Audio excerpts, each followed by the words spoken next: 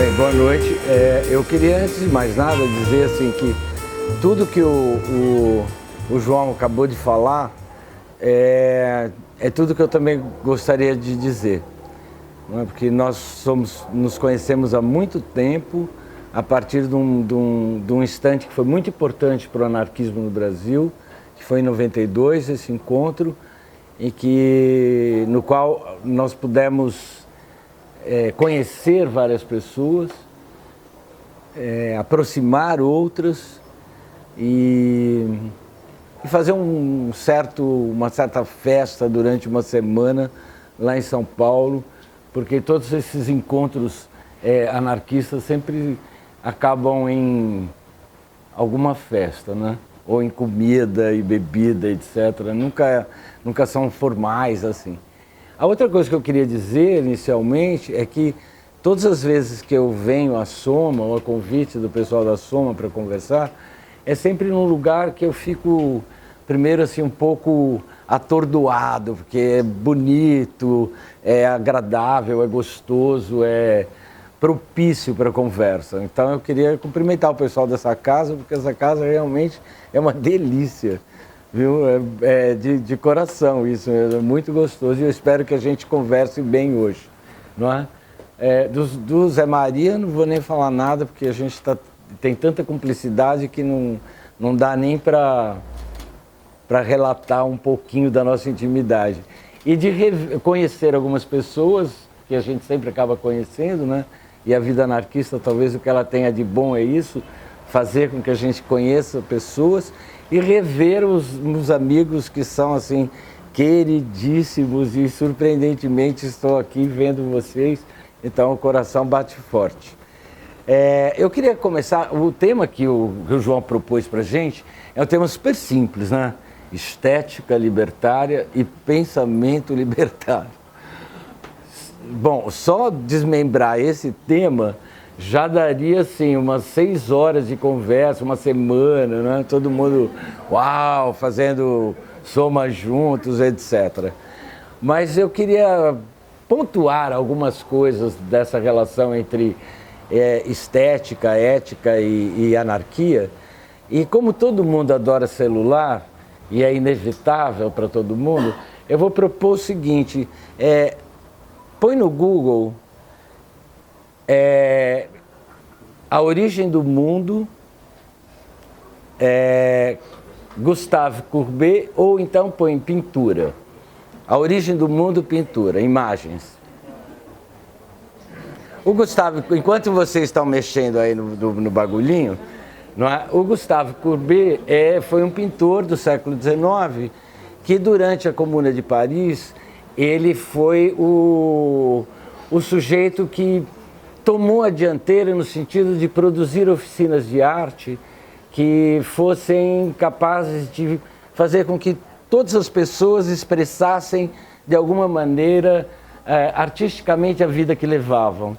Não é? O Courbet também foi o retratista do Proudhon e talvez seja dos artistas do século XIX aquele que tenha traduzido de uma maneira mais verdadeira o que foi o princípio do anarquismo, suas práticas e a Comuna de Paris. Acharam A Origem do Mundo? Se não acharam, abaixa a calça que você vai achar. Acharam? Viram? Não é linda? Alguém achou A Origem do Mundo? Achou? Vocês votaram É A Origem do Mundo. Esse quadro é simplesmente é um quadro proibidíssimo, né?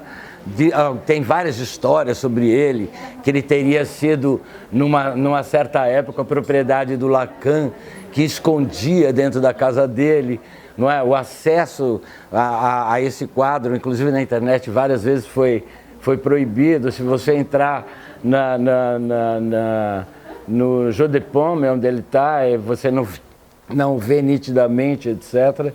Então eu queria começar dizendo um pouco, a prática anarquista é essa, a estética anarquista começa por aí e, obviamente, que tem um fundo ético muito importante, não é? Com relação ao corpo, ao que nós pensamos de nós mesmos, o que fazemos de nós mesmos e, principalmente, como é que cuidamos de nós mesmos. Mas não do ponto de vista hedonista, apesar do quadro ser belíssimo, né? Mas no sentido de como o que fazemos da nossa vida. Não é? Talvez esse seja o ponto-chave. Um segundo movimento que eu queria colocar, assim, são episódios. Esse é um episódio. Não é? O segundo episódio tem a ver muito com a soma, não é? Que é a capoeira. Como vocês sabem, a capoeira foi uma das primeiras práticas criminalizadas na chamada República Oligárquica Brasileira, não é? Estava associada, foi enquadrada inclusive como crime e estava situada no chamado Código Penal, não é? Relacionada aos negros e ao mesmo tempo que também a maconha foi também proibida e associada aos negros nesse mesmo período. E vocês sabem que a Soma lida muito com a capoeira e os anarquistas também. Não sei se vocês sabem, mas o José Oiticica, não é, o avô do grande artista chamado Hélio Oiticica, que todos nós conhecemos fartamente, mas o José Oiticica, que era professor do Colégio Pedro II, não é, era um dos poucos professores, ou o único professor, que conversava com o servente da cantina, não é, que era um negro conhecido pela alcunha de Piroca, não é? E foi ali que o José Oiticica começou a praticar a capoeira, não é? E se tornou um dos capoeiristas um dos anarquistas capoeiristas mais importantes, do qual lançou muito mão para escapar das prisões, assim como vivia, quando preso aqui no Forte de Copacabana, né? Tinha uma forma muito estética de se relacionar com a mulher e com os filhos, ele tinha muitos filhos, então, para dizer que estava tudo bem, ele fazia uma pipa e soltava a pipa, e a mulher e as crianças na praia, ao verem a pipa, sabiam que estava tudo bem com o José Oiticica, não é? Esse é o segundo episódio que eu queria contar, para vocês terem uma ideia um pouco como é que é essa vida, né? E a terceira, eu acho que é a que tem mais a ver com vocês, do ponto de vista ético e estético, que é o Black Bloc, não é? Que é uma tática na qual, não vamos discutir aqui, podemos até discutir depois isso, mas na qual se expressa pela primeira vez alguma coisa que a moda não pode se apropriar. Não é? Porque a moda se apropriou de todas as chamadas revoltas jovens, etc., de alguma maneira. O Black Bloc, a moda não pode apropriar porque ela implica não só a roupa negra, punk, não é? Mas ela implica também uma balaclava, não é? Ela implica em alguma coisa que é a dissolução daquilo que é fundamental na nossa sociedade, que é identificar alguém como medida de segurança, não é? Então essa estética também é muito importante. Então seja o Courbet, que era um artista, não é, anticonvencional, contra o academicismo das artes plásticas na França, e que tomou a dianteira na Comuna de Paris, abrindo a possibilidade do ofício para qualquer um fazer arte, coisa que só vai reaparecer com um certo impacto com Joseph Beuys, depois da segunda metade do século XX, não é? Quando Beuys, esse grande artista plástico contemporâneo, também vai situar que qualquer um pode ser artista, não é? E que talvez tenha encontrado finalmente uma elaboração filosófica forte com o Michel Foucault, quando vai colocar a situação de que a vida é uma obra de arte. Não é? A obra de arte não é um objeto, a obra de arte não é algo produzido, mas que nós podemos fazer da nossa vida uma obra de arte. Então, nesse sentido, a vida do Oiticica também é um pouco uma vida como obra de arte. Aí eu posso expandir um pouco esse conceito, né? A vida dele é uma obra de arte, não só no sentido de o que é o professor dentro do colégio, como é que ele se relaciona com as pessoas que são consideradas subalternas e negras, e como é que ele faz disso, não é, uma arte de si, que é usar a capoeira, e como é que transforma isso na sua defesa e, ao mesmo tempo, produzindo pipas e criando a situação mais delicada para se relacionar com seus filhos e com a mulher, estando preso lá no Forte de Copacabana. Não é? E, por fim, os garotos e as garotas, e às vezes gente não tão jovem que entra no Black Bloc, né? E que trouxeram essa coisa impactante que foi dissolver, não é, definitivamente a identidade. É por isso que quando a gente fala de Black Bloc, a gente sempre fala de tática, a gente não fala da autoria, da pessoa, de quem é ou quem não é. Isso é assunto para os medíocres sociólogos, é assunto para os bancos de dados e assuntos de polícia e de segurança, não é? Mas quem faz, quem pratica, já não precisa mais ter cara. Não é isso. Essa vaidade desapareceu juntamente com a identidade. Nós não precisamos saber quem é que está ali junto conosco, porque os infiltrados, eles são episódicos, não é? Os P2 da vida, porque na hora do enfrentamento, você sabe muito bem quem não é, porque precisa ter coragem, não é? Para enfrentar, não é? Isso é fundamental. Talvez essa coragem, que seja muito própria dos anarquistas, e é muito própria de várias outras pessoas, isso não é exclusividade, não é? Mas essa coragem é o que situa uma certa diferenciação que talvez a gente tenha que sempre estar atento nas relações que nós estabelecemos e que diz respeito a uma certa conduta, e eu vou lançar a mão de novo do filósofo Michel Foucault, que é a atitude do parresiasta, não é? Aquele que é capaz de desafiar o superior a ponto de colocar a sua vida em risco. Colocar toda a nossa cultura iluminista é justamente para dissolver, não é, a nossa força, a nossa formação de guerreiro, nos adestrando, ou adestrando alguns, para serem soldados, não é? E retirando essa força que é nossa, que é humana e que é própria de quem lida com as condições de vida que nós lidamos, que a gente poderia definir como insuportável, não é? Que provoca a revolta, se tenta tirar isso de alguma forma de nós. E de várias maneiras terríveis, não é? A primeira delas é suprimir entre nós mesmos uma parte das pessoas que são como nós. Nós nunca podemos esquecer que é entre os trabalhadores que se recrutam os policiais, é entre os trabalhadores que se recrutam os soldados, e é entre os trabalhadores que se recrutam os informantes e os agentes de inteligência.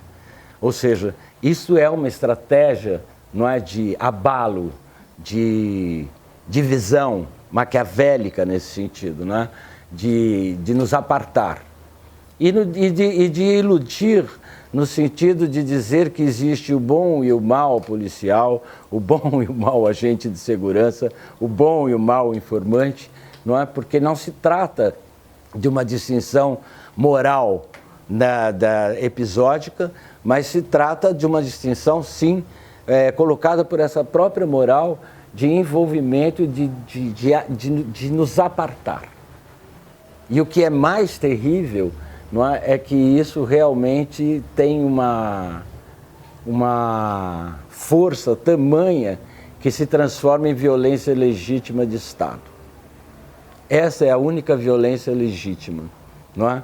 Tudo aquilo que nós fizermos fora disso, que pode ser catalogada ou classificada dentro do Código Penal ou dentro das morais que correm todas por aí, são sempre consideradas, nós sempre somos considerados os violentos.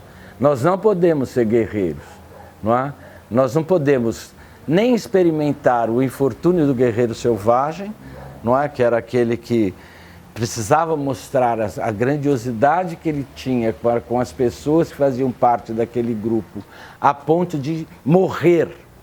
Não é? O ápice do guerreiro selvagem é a morte, não é? Em todas as lutas que ele desenvolve, não é? Que ele se envolve, melhor dizendo. E também não podemos ser guerreiro na nossa vida, não é? Porque guerreiro virou apenas uma figura de linguagem. Não é? Ou ele está diretamente associado à figura do soldado, do polícia e entre aspas, do herói, não é? Ou nós estamos confinados à condição de obedientes. Não podemos ser guerreiros. Não é suportável. Como os garotos e as garotas do Black Bloc são insuportáveis. Não é? Talvez porque eles respondam de uma maneira insuportável, please, água, de uma maneira insuportável, a vida que a gente leva hoje em dia. Não é? Eu estou situando essas pequenas coisas, não é? Fragmentos, ou quase que um mosaico, não é? No sentido de tentar colocar aqui para a nossa conversa um tema que é muito importante, que é o da ética, não é?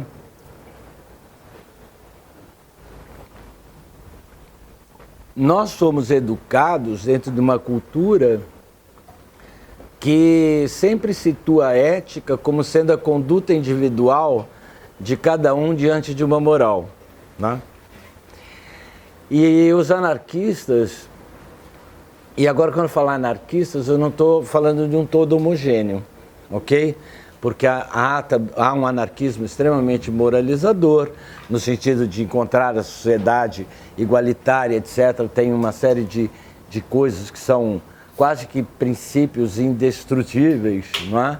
Mas há também outras manifestações anarquistas, ou libertárias, como vocês queiram chamar, que estão cada vez mais querendo dar passagem para éticas, para as possibilidades, as atitudes que os diversos grupos, os diversos ajuntamentos anarquistas, ou as pessoas, não é? Únicas que são anarquistas e que não necessariamente precisam se agregar a algum grupo, mas sempre lembrando que é impossível viver sozinho, não é? Porque tudo na vida é uma relação. Que o anarquismo, esses anarquismos contemporâneos, ou os anarquistas hoje mais contemporâneos, procuram, de certa forma, ter um pouco mais de tranquilidade, pelo menos eu espero, para lidar com as experimentações e as práticas mais diferenciadas que acontecem dentro do anarquismo. Não a diferença no sentido pluralista, né? Porque quando a gente fala pluralismo, a gente está sempre falando como falam os democratas, não é? Da diferença entre os semelhantes, não é? Dentro de uma unidade. Não é? Então, eu sempre gosto de dar o exemplo de pluralismo falando do partido, não é? Todos somos pluralistas desde que estejamos dentro do partido. Se você não tiver, você está fora. Então, ou você é um perigo, ou você é um problema, ou você deve ir para o ostracismo, que é uma prática cada vez mais presente, não é? Colocar no ostracismo aquilo que nós não aceitamos, não é? Ou que a unidade não aceita, e isso é extremamente prejudicial, e isso atravessa a noção de pluralismo, e as pessoas comumente lidam com isso como se fosse uma coisa extremamente tranquila, porque são as diferenças que estão sendo colocadas, não é? Diferenças nesse campo do pluralismo é apenas para afirmar identidades. E afirmar identidades é apartar e não agregar, é não trazer junto, não é? É confundir a possibilidade de inventar algo novo com a renovação do racismo, com a insistência em certas práticas convencionais, que eu não preciso enumerá-las aqui, é confundir liberação sexual com as novas formas de restauração das relações burguesas entre os heteronormativos e entre os não heteronormativos. A gente precisa perguntar um pouco essas coisas. Para falar de ética é mexer um pouco nesse campo. Não é? Eu sei que é um campo difícil. Não é? Falar de ética não é em absoluto, ou pelo menos de ética libertária, em hipótese alguma é falar de empoderamento. Em hipótese alguma. A própria palavra é podre. Empoderar. Não é? A palavra já é podre. Não é? A palavra é uma invenção, é um dístico sublime da Organização das Nações Unidas. Assim como pluralismo, assim como qualidade de vida, assim como uma série de outras que eu não preciso nem enumerar, porque cada um já lembrou de uma, né? E que é difícil, porque nós estamos contaminados por esses novos conceitos que vão se tornando palavras cotidianas, ou pior, palavras-chave. Não é? Elas viram palavras-chave. Para aproximar algumas pessoas, você usa pim, pam, pum e pronto. Juntou, falou, estou junto, sou igual. Não é? Mas o igual só tem sentido dentro das diferenças. Não é a diferença que vai enunciar o jurídico da igualdade, mas a diferença por dentro da igualdade é que expressa talvez uma coisa que possa parecer um pouco estranha falar, não é? Que é o fora que diz que nós existimos. Não tem nada que vem de dentro. Nada, absolutamente nada. Não é? Isso só pode existir, não é? Se tem o fora, se tem a relação, se tem o confronto, se tem a atitude do guerreiro, se há uma possibilidade dentro do impossível de dizer assim, bem, aqui se encerra e aqui começa. Não sei se começa ou se encerra, porque jamais a gente vai saber isso, a não ser em final de filme americano, não é? Que tem começo, meio e fim, ou aquelas teses chatas que tem na universidade, ou aqueles contos convencionais da literatura, não é? Ou que a gente sabe onde é o começo e meio e fim. Porque dentro de uma tela, por exemplo, por mais, vamos pegar uma tela que é coisa do século XIX, né? Bem antiga, você vai ter várias camadas disso, de alguma coisa para aparecer, não é? A própria Capela Sistina, não é?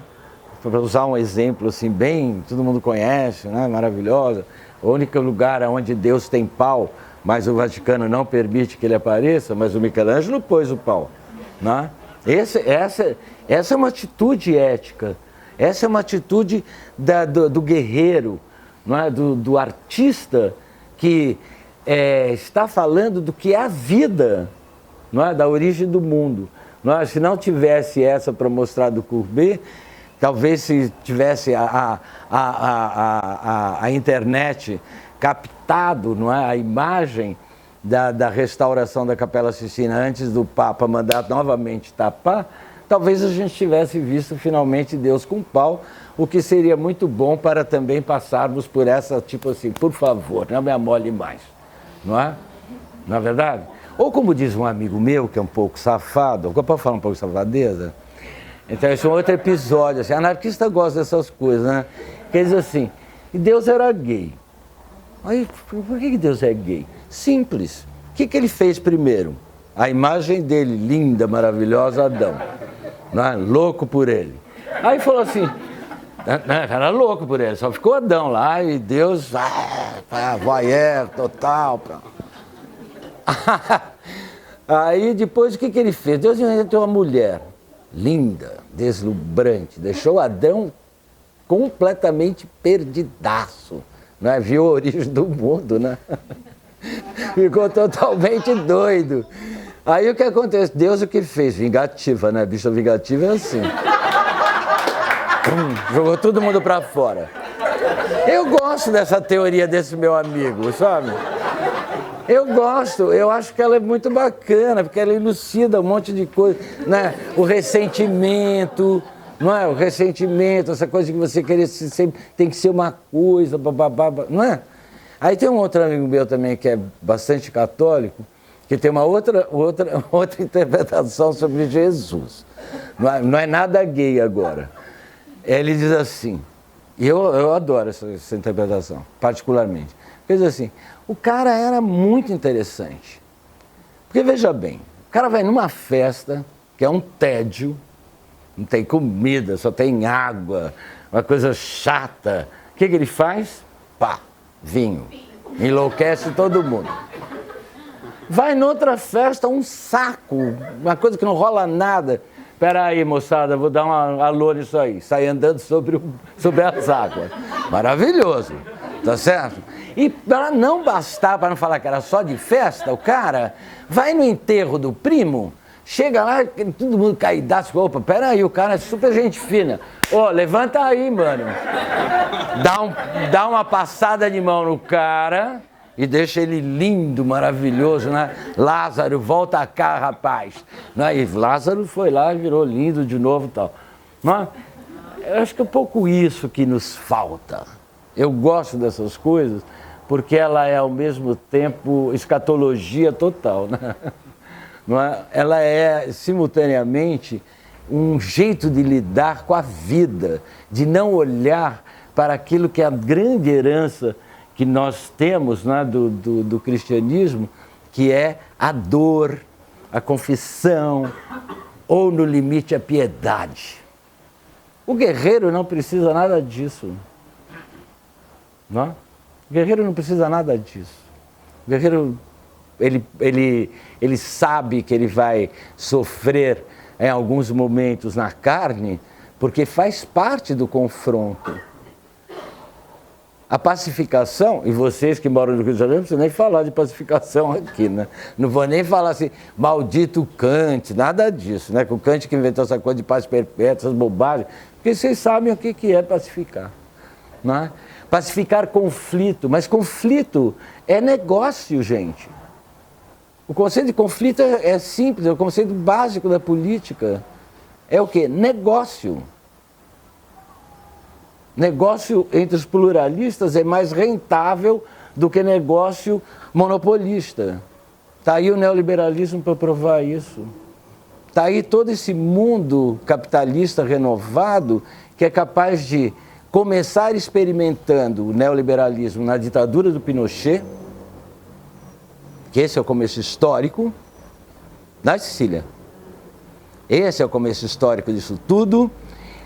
Segundo movimento, a entrada na China, e que é capaz, assim como foi o liberalismo, de se dar muitíssimo bem com regimes autoritários. É uma grande balela essa conversa de que a democracia, todos somos democratas e etc. Não é verdade isso. Não é? Que democracia é essa? Não é? Isso não é democracia direta. Isso é uma democracia que se propõe como parte constitutiva do mercado e que a China nos avisa, né, cada vez mais que em 2050 ela será democrática. Quantos anos você vai ter em 2050? Pode ser, ele não quis falar. Eu não ia perguntar para uma garota, porque iam falar assim, porra, meu, tá abusado, hein? Então, mas se você quiser falar, pode falar.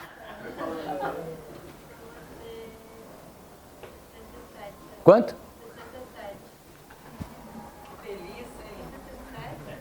Tá bom. Agora vamos à segunda parte. Olha a segunda parte do horror dessa proposta que empodera, que dá qualidade de vida, que faz melhorar para as futuras gerações, é sustentável, etc. Objetivos do Desenvolvimento Sustentável da ONU. 2030.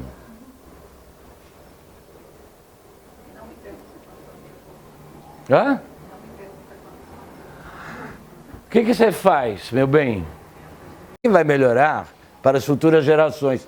Dane-se você, que é uma garota. É isso que eles estão dizendo para você, né? Dane-se você.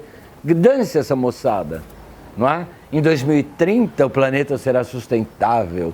Em 2050 a China será democrática. Tudo porque nós somos democráticos, nós acreditamos no mercado, nós acreditamos na segurança, na polícia.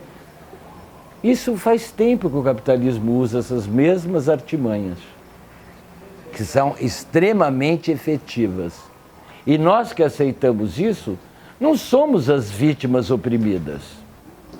Nós somos os covardes assujeitados.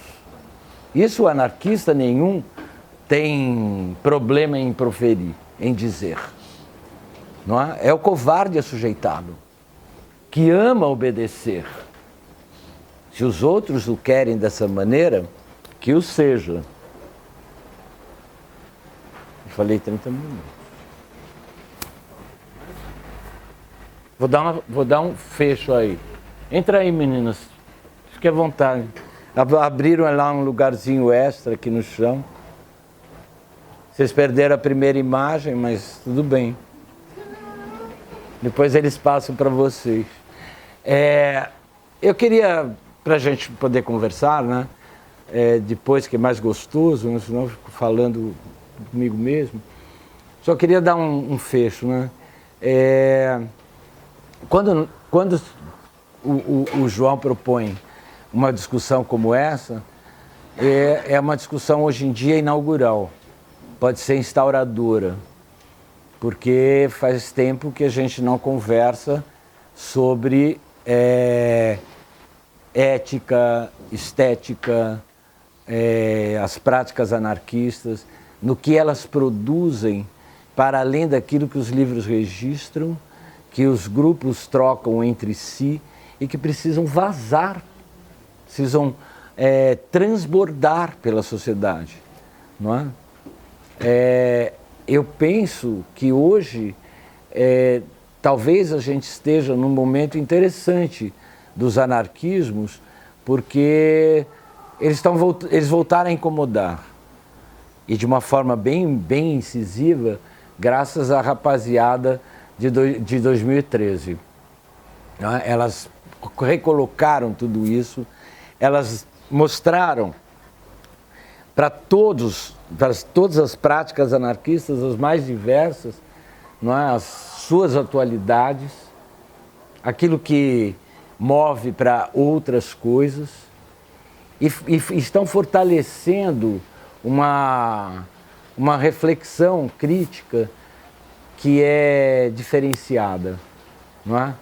Os anarquistas, o Zé Oiticica, o Edgar Loireau, o Gigi Damiani, porque agora eu estou numa fase só de gostar dos anarquistas italianos brasileiros. Depois eu conto isso para você, não é? Por que eu estou tão apaixonado por isso que está perdido. Mas eles sempre disseram uma coisa muito importante, não é? Porque vocês sabem que os anarquistas, no começo do século no Brasil, não é?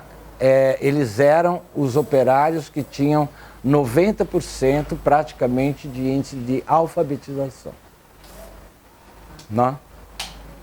Só para vocês terem uma ideia do que é essa relação ética, estética para os anarquistas em cada época. Por quê? Porque todo operário precisava saber as leis, todos os operários precisavam saber as normas e todos os operários precisavam estudar, refletir e analisar. 3 pequenas coisas, não é? Precisava ter tempo para estudar, para refletir e para analisar. Anarquista não tem teoria. Anarquista não tem teoria. Anarquista só tem análises. Por isso que o pensamento analítico é super importante, ele é muito interessante para os anarquistas de modo geral. Por quê? Porque as teorias elas estão estruturadas, isso como todos vocês sabem, de modo a encontrar uma certa relação entre os seus pressupostos filosóficos, científicos, uma certa metodologia que expressa o que é a soberania. Não é? A teoria é o governo de cima, a teoria é o governo da consciência, a teoria é o governo do esclarecimento. E aí respondi todas as correntes filosóficas que existem por aí. Não é? Para os anarquistas, nunca houve essa busca. Não é? É engraçado que todo mundo diz que a gente é colonizado pelos estadunidenses, e hoje em dia a maior força de colonização sobre os anarquistas é estadunidense, com essa maldita ideia de construir uma teoria anarquista. Não é? Vocês conhecem David Graeber e todo esse pessoal. Eu não vou falar daquele senhor do MIT, porque ele é do MIT, ele não é anarquista. Tá certo? Então não vou nem pronunciar o nome dele. Tá certo? Quer que eu falar só para você que não lembra? Noam Chomsky. Pegou? Noam Chomsky. Pegou? Tá? Então o que eu queria chamar a atenção é isso. Né? Os anarquistas sempre se preocuparam com isso. Se você for... e isso é uma tarefa de todos nós, não é, que gostamos de anarquia, ler Proudhon, ler Bakunin. Não é? Você vai ler sujeitos que estão falando de análises. Não é? Você vai lá na análise serial do Proudhon, você vai nas análises históricas dos acontecimentos do Bakunin. Não é? E quando o Kropotkin inventou que ele queria fazer o anarquismo científico, ele foi simplesmente... deram um guenta nele, uma malatesta, principalmente, e falaram assim, para aí, para tudo. Não é disso. Não é? A questão não é a ciência. Não é? Nós temos saberes que nos interessam de todos os lugares. Não é? Como dizia o Bakunin, nós não precisamos dos sacerdotes da ciência, nós não precisamos de sacerdotes, e eu agregaria, e não somos os filhos da puta. Tá? Eu acho que é muito importante. Essas coisas são muito importantes porque é muito fácil as pessoas pronunciarem isso em volta da gente. Então agora eu vou parar para dizer assim, eu estou atrás de alguém que domine o italiano. Quem tiver aí candidatos, pode falar comigo depois. Por quê? Nós fomos fazer uma aula teatro, lá no Sol a gente faz aula teatro. E esse ano a gente resolveu fazer uma aula teatro sobre a greve geral de São Paulo de 1917. Porque todo mundo discutiu a Revolução Russa e esqueceram de discutir a greve de 17 em São Paulo, que repercutiu no Rio de Janeiro, numa bruta greve também. Não é? Então a gente resolveu falar um pouquinho, né, da vida, assim, eu sei que como dizem os marxistas, é pré-político, não é? Essas coisas que não têm a menor importância. Você parou a maior cidade do Brasil. Não é? E um dos jornais mais importantes que fez essa greve, fora a Plebe, mas a Plebe é um jornal que foi criado na greve, que é o Jornal do Anarcossindicalismo, do Edgar Loenrot. Não é? Ele foi criado ali, durante a greve de 17, em julho. Ele foi criado ali. O grande jornal que é assim... arrebatador, e que eu tinha lido assim, alguns exemplares só sobre 17, e que agora para fazer essa aula teatro a gente foi fazer a pesquisa, como eu acabei lendo porradas dele, chama-se Guerra Sociale, que é desses delinquentes Didi Damiani, um brasileiro chamado Florentino de Carvalho, que chamava Primitivo Soares, que não era bem brasileiro, era espanhol, e que tinha umas irmãs muito loucas, que faziam teatro, eram professoras, eram agitadoras, etc. Não é?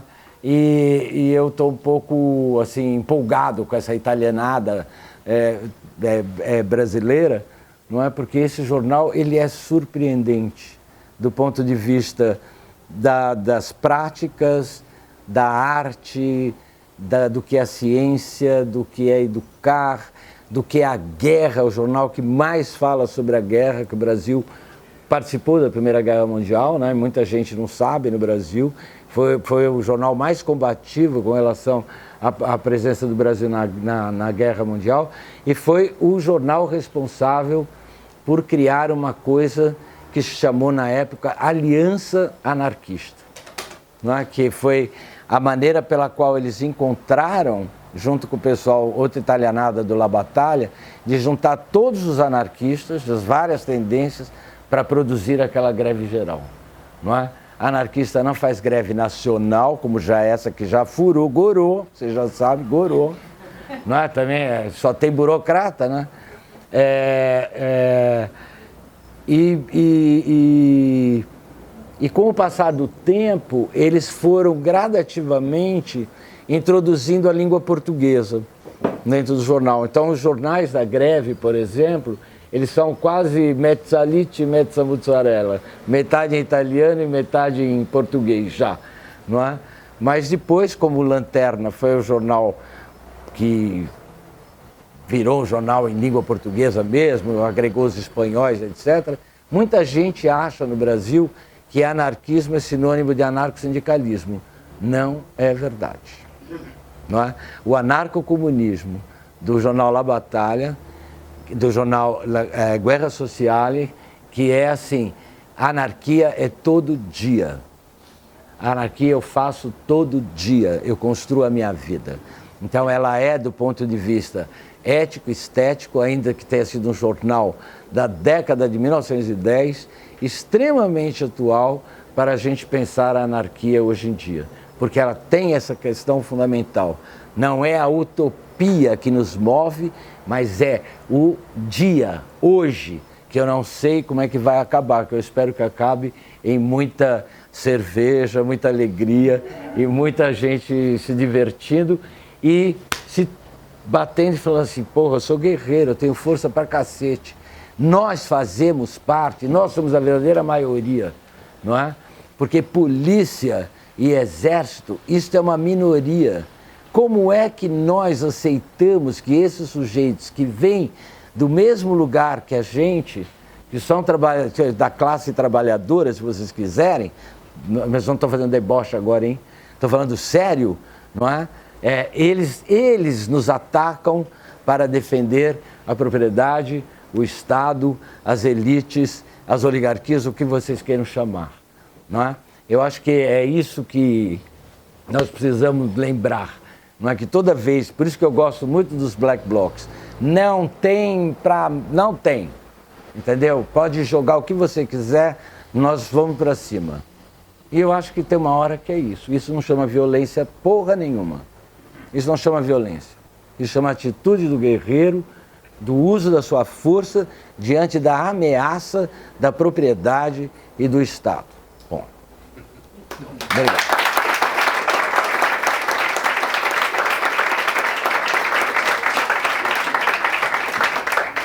Ouve aí? Bem. Repete. Bem, queridas amigas, queridos amigos, é com excepcional prazer ou satisfação que eu estou vivendo um espaço-tempo de tentativa de aprendizagem e criação daquilo que eu chamo pulsões de vida da anarquia. E diria em primeiro lugar que corroboro em grande parte as palavras do João da Mata e do querido amigo Edson. Ambos são queridos, de diferente maneira. O que é facto é que não vou repetir para ver se tenho um espaço-tempo de discurso narrativo capaz de atingir os objetivos. Eu vou tentar fazer convosco aquilo que é uma viagem de aprendizagem e de criação cognitiva e emocional através também dos meus sentimentos. Em primeiro lugar, devo dizer que o tema em si, que o compadre João da Mata me propôs, é um tema que realmente, para descodificar este conceito, estéticas da liberdade com o pensamento libertário, veja como é que isto funciona. Bastar-me-ia tentar cingir à historicidade de todo este processo para dizer que tinha que ler milhares de autores, milhares de movimentos sociais, milhares de situações de criatividade, sobretudo em relação à arte, e em relação à arte no sentido mais da espécie humana, eu vou falar da espécie humana, não da classe operária ou dos intelectuais ou por aí fora, e, por outro lado, da percepção dos sentimentos também tem da própria natureza como beleza, entre os quais está a própria espécie humana e as outras espécies animais e vegetais. Ora bem, a estética necessariamente só pode, em certa medida, ser conceptualizada, ou pelo menos analisada, eu estou de acordo com o Edson, não teorizada, mas conceptualizada, ou através de autores, padrão, de modelos, e no caso dos anarquismos, nós podemos, dos diferentes anarquismos, podemos fazer, ou através da pintura, começando por Courbet, mas também por Camille Pissarro, pelo Signac e por Ernest Mars, como no cinema, pelo Charlot, Charles Chaplin, pelo Jean Vigo, pelo Jean-Luc Godard, pela Buñuel ou por outros. Bem, e se formos aquela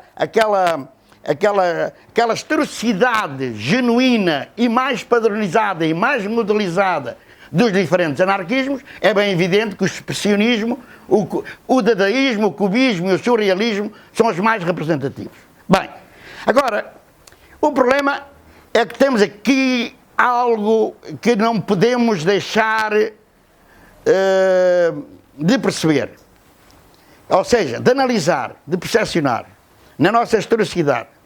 Em primeiro lugar, quando se fala de anarquismos, são concepções, são experiências, são tentativas de revolucionárias a um conceito que não é ismo, ou em relação íntima e profunda e sistemática, que é a anarquia.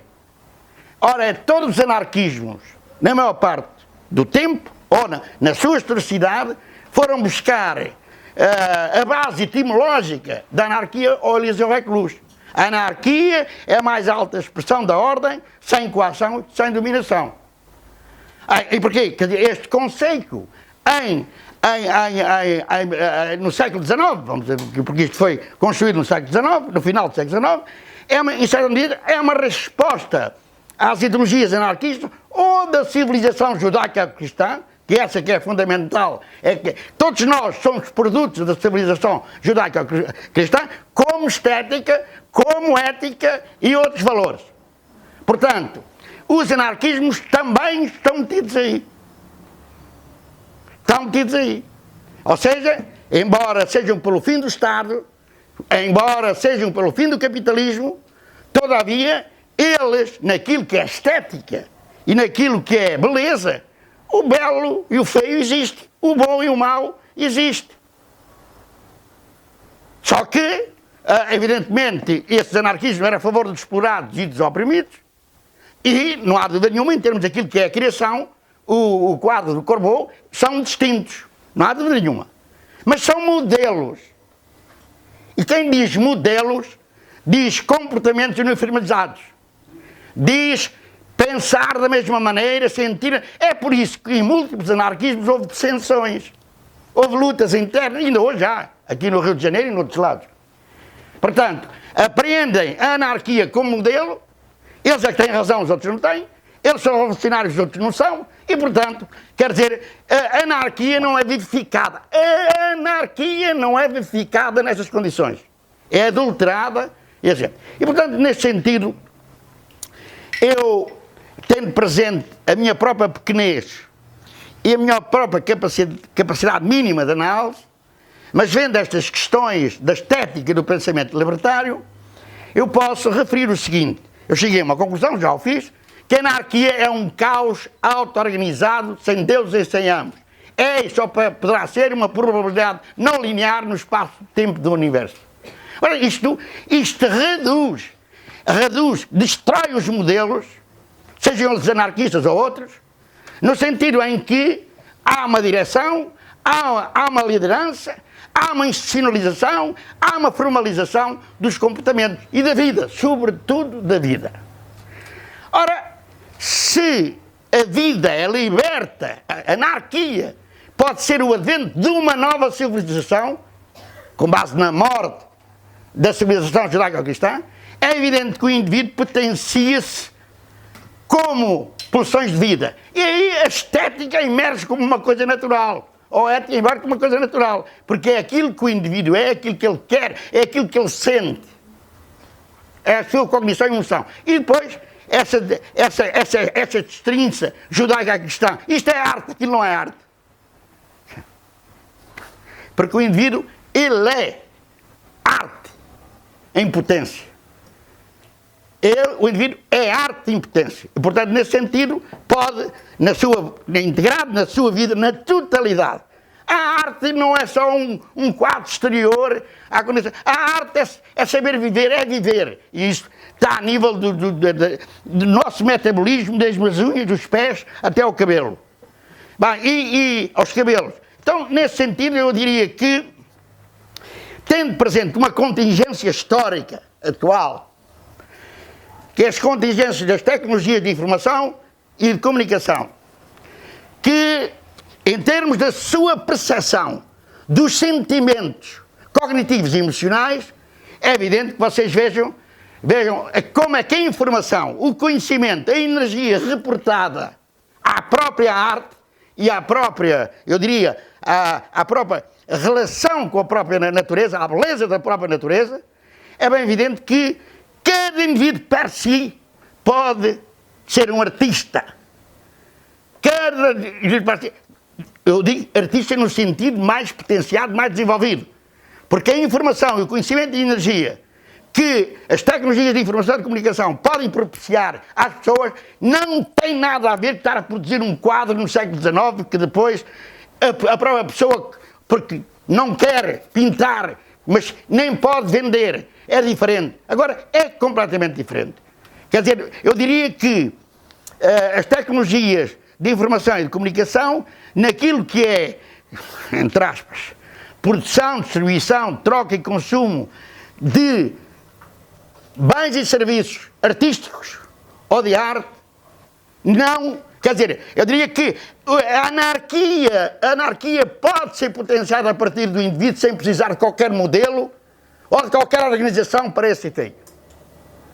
E, portanto, quando eu ouço dizer que a anarquia está na rua da amargura, está como modelo, mas como potência a partir de um indivíduo soberano, livre e soberano, criativo e, simultaneamente, eu diria, que tem como base que a porcaria da prótese está a mexer para cima e para baixo.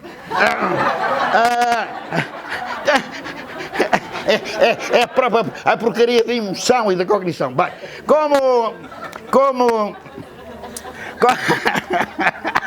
é verdade isso. Bem, ora, eu diria que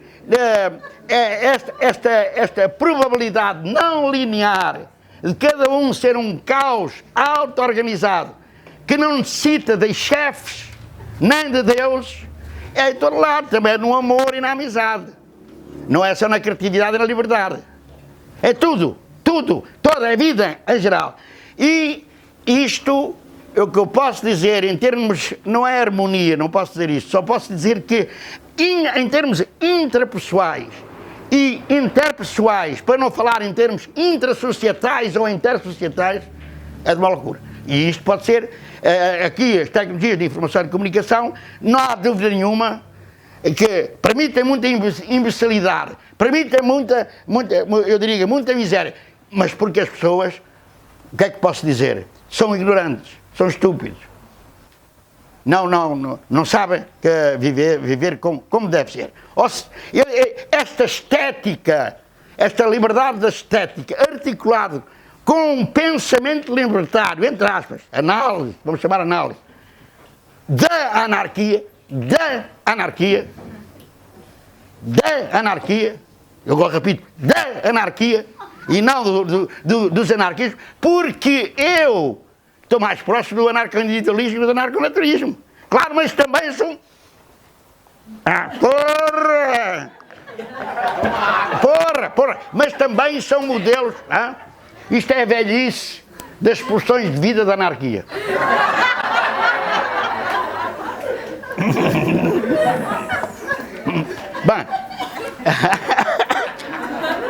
Bem, ora, Tem que rir, tem que rir. É preciso rir. Rir é vida, rir é vida. Bem, aliás, há teses aí que pululam. A pessoa que ri perante um cancro tem mais probabilidade de sobreviver ao cancro do que não é. Bem, essa tragédia que é o cancro. Bem, bem,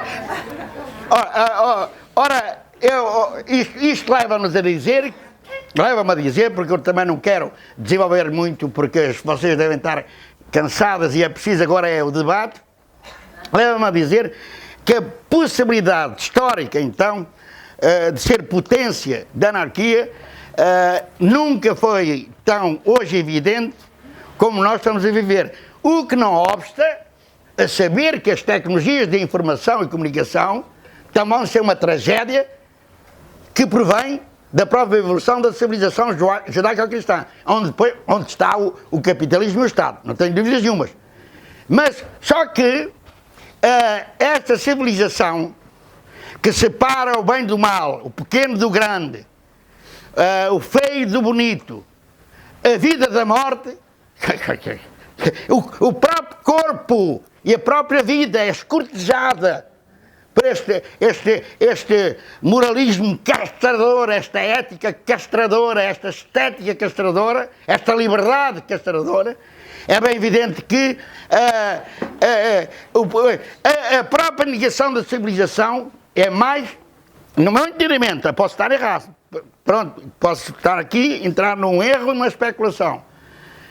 No meu entendimento, é mais na incapacidade histórica do capitalismo conseguir superar aquilo que chama a liberdade, a criatividade veiculada e a amizade e o amor veiculada pelas tecnologias de informação de comunicação, que vai morrer. E mais, pela via normativa, tal como está a acontecer, as tecnologias de informação de comunicação, pela via do desemprego, da desqualificação, da precariedade, da vinculação contratual, etc., etc., isto provoca uma conflitualidade dentro do próprio capitalismo que é extraordinariamente difícil de controlar. Só se matarem, como se mataram a maior parte das pessoas, sobretudo aquilo que o próximo presidente, ou quer ser presidente aqui do Brasil, que diz que os... Como é que ele disse? Que os polícias, cada assassino que matar a mais, provavelmente terá mais prestígio. Como promete. Como é que ele se chama? Bolsonaro. Pronto, eu agora, pela primeira vez, eu gosto de falar desse homem. Bem, seja como for, portanto, temos aqui dois movimentos. Por um lado, as tecnologias de informação e de comunicação, elas, a nível do comportamento humano, destroem as hierarquias, a autoridade da hierárquica formal, rebentam com os processos de tomada de decisão e o processo de liderança clássico, ou que institucionaliza e formaliza os comportamentos, nas fábricas e em todo lado. A educação é arrebentada também por essa via. A relação professor-aluno, que é balizada na transmissão de conhecimentos, está completamente, não tem mais razão de ser. Só se pode estar com as tecnologias de informação e comunicação como base da aprendizagem. Não há outra maneira. Bem, e neste sentido, eu penso que a rigidez, quer económica, social e política e cultural, da civilização judaico-cristã, nos seus múltiplos parâmetros, não é capaz de resistir a isto. Não é capaz. Não há fronteira nenhuma que seja capaz de resistir a isto. Agora podem fazer guerras, podem matar as pessoas todas, podem pô-las na prisão. Mas não é capaz.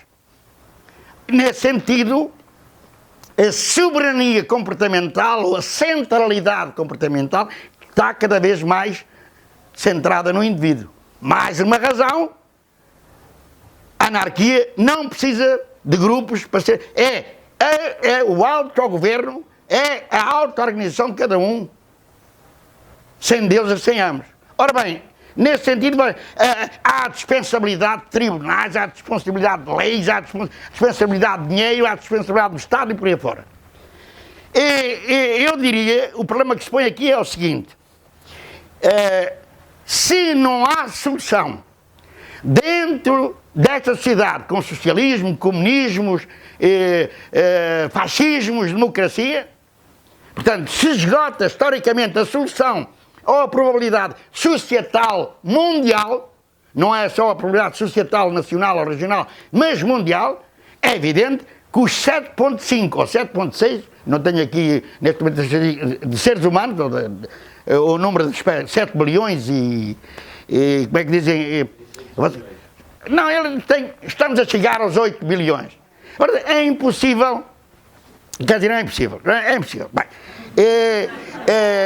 eu diria, neste sentido, todos os anarquismos, sem exceção, não podem, estão incapacitados de poderem entrar na anarquia. Porque, na civilização, porque esta coisa da luta de classes, do povo, da pátria, da comunidade, do pobrezinho, isso é tudo uma treta, não funciona mais. Quer dizer, os anarquistas, como, não digo todos, bem, tirem atenção, os tiros não têm nada a ver com o Kropotkin e por aí fora. De qualquer forma, esta coisa, por si parece que havia uma concepção judaico-cristã que os oprimidos e explorados iam arrebentar com isto tudo. Bem, eu até no século XIX, até há razão de ser, Aquilo que o Edson tem a falar do Otzica, aí tem razão de ser. Mas agora, francamente, e portanto, eu, no meu tempo, posso estar errado, posso estar a especular, mais uma vez.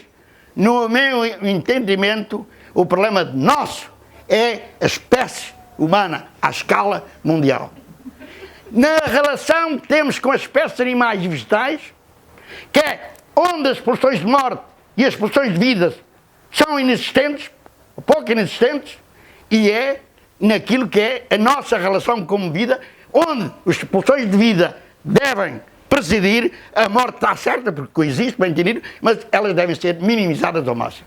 Pronto. E no meu entendimento, esta estética de relação com a natureza ou com as espécies de animais e vegetais que os anarquistas trataram muito bem, mas que há que rever e há que pôr em causa. E esta estética de arte onde onde a pessoa pensa, só defende os oprimidos, claro, está louco, mas ele deve se defender em primeiro lugar, ele ou ela. A criatividade na arte é ele ou ela. Evidentemente até pode gostar de uma árvore, pinta a árvore. Pode gostar até de um mendigo, então pinta o mendigo. Mas não era fazer disso, quer dizer, uma espécie de solução para a revolução social. Porque o Corbeau, não é outra coisa, o Corbeau é diferente. Mas houve o Pissarro, por exemplo. O Pissarro era um homem, era um pintor, um grande pintor, quase todas as capas do Temps Nouveau eram feitas por ele, do Jean Grave. Era um homem mesmo muito dedicado, era mesmo, quer dizer, era anarquista de fundo, era militante. Bem, evidentemente que as teses dele não eram também muito assimiláveis, como eu disse, mas, de facto, para fugirmos da luta de classes, das classes sociais, do conceito de povo, essa porcaria do conceito de povo, digo, fronteiras, eu estou daqui, o imigrante que vem daqui, não pode entrar, mas que estranho, eu agora vou pegar em armas, mas que é isto? Foi a machadada dos anarquistas, foi a machadada em 1914. Muitos países entraram na guerra, como a Alemanha, por exemplo. Na Alemanha havia um partido comunista, havia por aí fora, quer dizer, e outros países, então os irmãos pegaram em armas uns contra o outro, afinal a luta era contra o capitalismo, o Estado ou contra os irmãos. E morreram milhões de pessoas. Bem, portanto eu digo que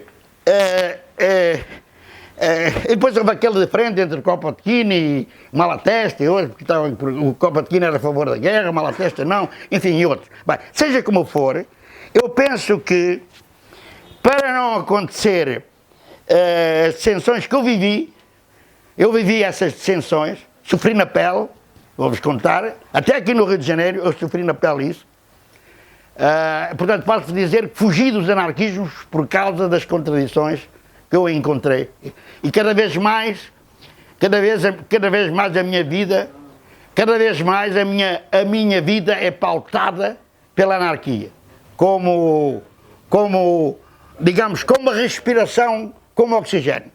E se nós tivermos a hipótese de enverdar, eu não chamo isso de movimento social, mas em ações, quando as pessoas querem, de relação com a mãe natureza, sobretudo despoluindo rios, mares, reconstruindo florestas. E, em certa medida, esta porcaria da camada de ozono está-nos afetando sobremaneira, mas, de qualquer forma, o próprio capitalismo tem necessidade de atenuar essa realidade, porque senão morremos todos, não podemos sobreviver e, senão, não temos água. Não temos água. A água acaba. Bem, e eu diria, cada vez mais,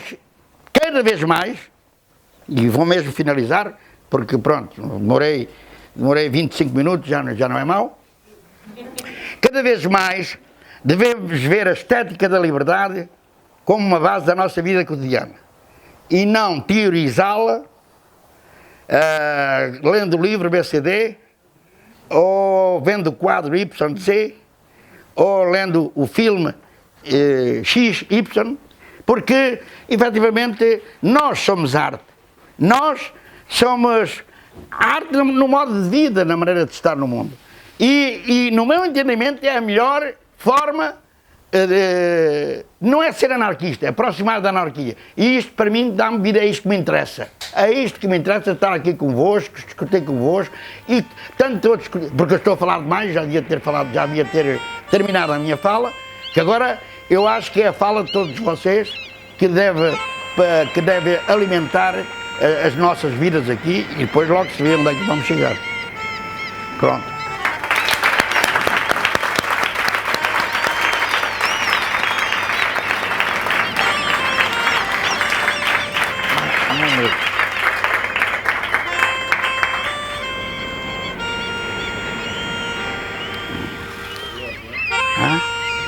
Mas esta porcaria é de baixo. É de baixo. Não tem mais nada a acontecer. Tem que ver isso. Tem que ir a um dentista brasileiro.